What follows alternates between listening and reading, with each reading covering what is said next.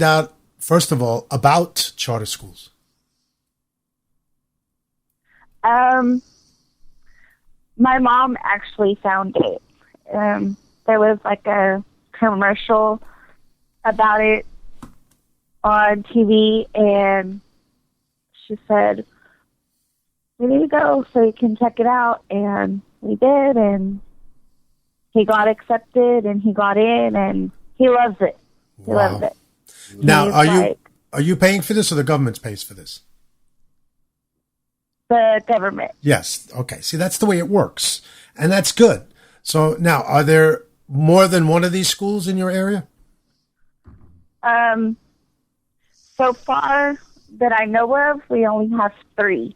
3. Okay, 3 is good in your particular area. So that's not bad considering, because there's places that they don't exist at all. So to have 3 in your area, that's not bad at all. So you have a choice of 3 schools. So now, if I'm wrong, just let me know. You can take your child and move them to any one of those 3 schools if you want, as long as you have that voucher, or that's not how it works. I don't know. Well, the way it works is you have to, for the other 2 charter schools, I know that you have to fill out an application online, and then they hold like a drawing, and they pick so many kids. Right. So you have to be really lucky. You were one of the lucky ones. Yeah, and then so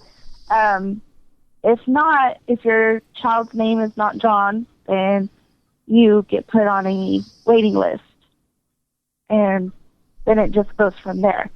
But his charter school just barely started, like they just barely built it right before school started this year, and it's actually on one of the campuses of our colleges here. Oh, okay. So it's a part of the college. So. That's very interesting. Okay. And do you see a change in your son's attitude towards school, his learning ability? Has any of that changed? I do. Because before, he would always cry, and he didn't want to go to school, and I kept telling them, my child should not be crying to the point where he makes himself sick just to go to school. There's something wrong. And I fought with them, and I mean, I was just not going to have it anymore, so I moved him to this new school, and he loves it. He, no matter what time of night he goes to bed, whether it's midnight, I can wake him up at 6 o'clock, and he's up ready to go. Loves school. Yeah, and before he was like, okay, I don't want to go. I'm not, you can't make me go. I'm not going to go. And it's all now, about the environment. Yeah. Yeah, and now he doesn't, he's going to have surgery soon, and he'll have to miss a week of school. He doesn't even want to stay home for a week. I'm like, get up. See, that's okay, so you good. get to eat ice cream, like all the ice cream that you want, because he's having his tonsils taken out. Oh, okay. But you can get all the ice cream that you want. You get to miss a week of school, and you're telling me that you don't want that? I'm like, what child are you? Good for him. See, that's fantastic. See, stories like this, these are the kind of stories that need to get out, that people need to start telling. See, he might be like me someday where, I love school so much. I've been there 40 years. You can't get out. Well, the good thing with this school is that if he sticks with it, he'll graduate with some type of degree already. And then since it's related to the college, if he wants to pursue, whatever his degree is, then his college will already be paid for. because wow. he's attending this school. So I like that. Isn't that great? Now, Ernie, what would that do to the numbers in where we are relative to the rest of the world? Because we're down like, what, 26th, 28th? Yeah, in math and science, especially. Now, could you imagine if we had schools like this all over the country where kids were dying to go to school, couldn't wait to go to school, want to go to school after surgery, they don't want to stay home, they want to go to school, they end up with degrees, they go into college, they become, I mean, why wouldn't you want something like this? And the only reason you wouldn't want something like this is for your own personal gain. Mm-hmm. And that's what the unions are about. That's what the school system is about. It doesn't work. It's broken, and there's a fix for it, and they don't want to use it. It's like the public schools is they're trying to ram all these circles into a square. The peg into the circle. It doesn't work. And whereas the charter schools, I find they're more of a nurturing, inspiring. The whole environment of the school, Jay, is so much different than a traditional public school, man. It's just, and I get it. Like a brown-eyed girl was saying, the kids love coming to school every day. They can't wait to get to school every day. I mean, there's nights where they gotta say, hey, all right, it's freaking 8:00. You kids got to get out of here. The janitor wants to clean up the building. Will you go home already? Well, you know what that is, Ernie? It's because.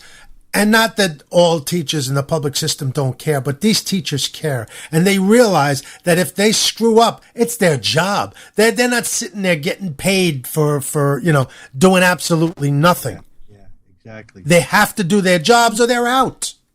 And, the thing is, the public school teachers, they get their planning period every day. The schools have to pay them to have a period off so they can do their planning for their program or whatever they're teaching.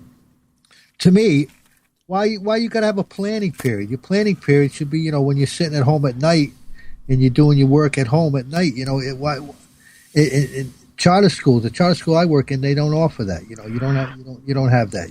Your planning time is done on your own time.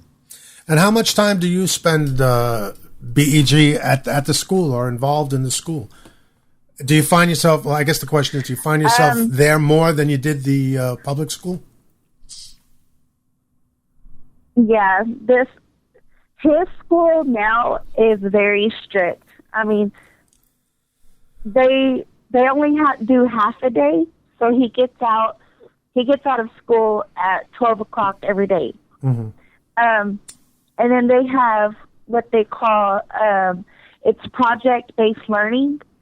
So they have flipped assignments that they have to do, but they're very strict on the parents' involvement with schoolwork and with just like school projects and stuff like that. Mm-hmm. They are very strict. Good. That's the way it should be. Really, because parents have to be pushed too. People are busy, and when you're busy, you forget. Not that you forget, to do things with your kids, but especially in a single parent home, you have things to do. It's a lot to do. Yes, it is. But you need that little extra push to, listen, I got to get this done. So, you don't push it to the side. Not that people willfully do it. Some do, but not most. Most single working parents have a lot to do. But at least they're there to push you and guide you and get you in the right direction. I mean, it's a win-win all the way around. I don't see anything derogatory about charter schools or that system at all. Nothing. Well, I had where he goes to therapy for his handwriting. The lady was telling me today that they have a gentleman that takes his child there, and he works for the school system, for the public school system. Really? And he was telling her that most of the teachers that are in the schools now, since school has started, are just substitutes. Because we cannot get any teachers to work. So most of our teachers that are in public school here are just substitutes. And she was telling me that I should go and, because he was telling her, you don't have to have a teacher's degree because they're not worried about that anymore because, with all these they can get a waiver. That are, get a waiver for a short period of time where somebody without the credentials could work in the classroom. Yeah. And these people are going to sit there and tell me that this system works. This system works. I've had wow. I've had college courses or college hours for my teaching at a daycare. And well, that's what they've become. These public schools, they've become daycare centers. That's what they are. They're not schools anymore. Yeah, it's ridiculous. Wow. I just wish that things would turn out differently. And well, I encourage you to pursue that whatever you need to do to become a preschool teacher. I think you'd be tremendous at it. Oh, I love it. I love my kids. There was an article a while ago that I read that a babysitter, she was babysitting and she slapped the child so hard across the face that his nose bled. And, she's just his babysitter, but she works at a daycare. And, me, myself, being a daycare teacher, that just gives us good teachers a bad name because, I treat my kids and their protection as they're my own child. And I'm not going to let anything happen to them or anybody else treat them bad. Amen to that. That's because you care. You care. That's you it. Need people that care, that are going to put in, and it's not always easy every day, but you got to have a strong back and a sensitive will, and you can do it. It's not easy. I've worked with all ages. I've worked with 2-year-olds, 3-year-olds, 4-year-olds, after school kids. I've worked with them all, and it's not always easy. But you have to think of it as, okay, well, what if that was your child? You wouldn't want somebody treating your child that way. There you go.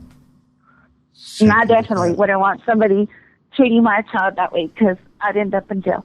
There you go. But that's good to hear that the system is working and you're proof of it. And your son is doing well, and he's going to continue to do well, and probably right through college, which he probably might not have done had he been in a regular public school. Yeah, no, I don't think if he was still in public school. I don't even think he would be doing so well this year if he was still there. And it keeps them off the streets. It teaches them that, there's a place they want to be. They want to be. I can't believe how much they want to be there. Ernie's told this story, too, even on Sands and Abbott. When we started reading these poems, not poems, but these essays from these children. And it amazes me, the difference, just the comparison between public school and a charter school or a school like Ernie works in, or the one your son goes to. It's like night and day completely, and people are still fighting it. It just doesn't make sense. I guess it's time to open up a charter school, Mr. Ernie Abbott. Oh boy, I'll tell you, if I ever hit the lottery, man, no doubt about it. No doubt it. Well, ladies and gentlemen, you're listening to Night Talk. I'm Jay Sands. This is Ernie Abbott and Brown Eyed Girl. Thank you so much for calling in, my dear. Don't go anywhere. I'm not throwing you off the air or anything. But I want to play this last song for our guys out there. I've changed the lineup a little bit when it comes to closing the show. I decided that I'm going to play this song every show that I do. I don't ask it of anybody else. But for my show. JR stopped in. Charter school.